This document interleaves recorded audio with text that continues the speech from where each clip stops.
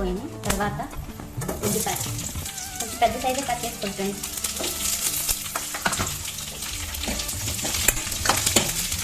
తర్వాత పచ్చిమిర్చి ఫస్ట్ వేస్తే బాగా వస్తుంది. ఇలాగా ఉల్లిపాయలు వేసిన తర్వాత వేసుకుంటే బాగుంటుంది.